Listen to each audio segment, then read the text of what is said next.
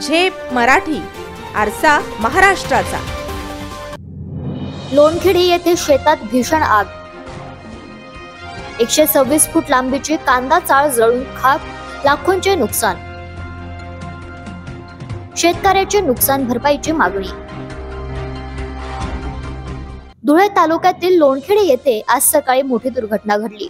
कांदा उत्पादक शेतकरी जितेंद्र चिंधू पाटील यांच्या शेतातील 126 फूट लांबीच्या कांदा चाळीला अचानक आग लागली आणि काही मिनिटातच संपूर्ण चाळ भस्मसात झाली।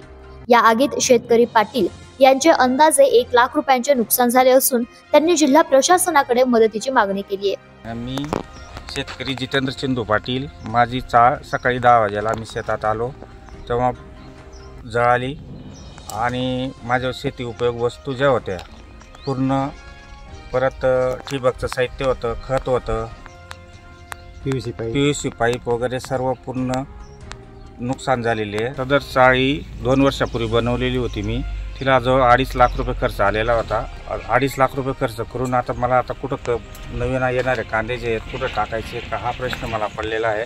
हे मला शासनाने एवढं खर्च भरपाई करून द्यावी एवढं मी शासनाकडे मागणी करतोय। शासनाने सदर माझी मागणी मान्य करावी। सकाळी साधारणपणे 10:30 वाजेच्या सुमारास ही आग लागली। नेमकी कशामुळे ही आग लागली याचे कारण अद्याप स्पष्ट झालेले नाही।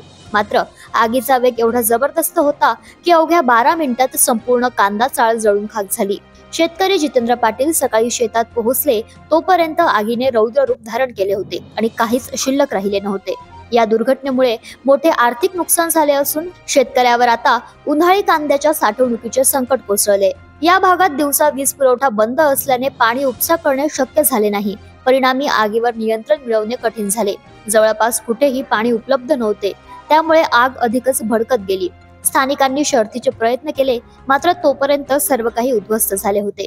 या घटनेनंतर शेतकरी जितेंद्र पाटील यांनी जिल्हा प्रशासनाकडे नुकसान भरपाईची मागणी केली आहे। या दुर्घटनेमुळे परिसरात हळहळ व्यक्त केली जाते। शेतकऱ्यांना आधीच वाढत्या कांदा दराचा फटका बसलेला असताना आता अशा प्रकारच्या आगीच्या घटना मोठ्या आर्थिक संकटाला निमंत्रण देत आहेत। प्रशासनाने याकडे तातडीचे लक्ष देऊन शेतकऱ्यांना मदत करावी अशी मागणी स्थानिक नागरिकांनी केली आहे। प्रतिनिधी तुषार देवरे, झेप मराठी, देऊर। अशाच वेगळ्या आणि ताज्या बातम्यांसाठी पाहत रहा झेप मराठी, आरसा महाराष्ट्राचा। संपादक प्राध्यापक अनिल चव्हाण, धुळे।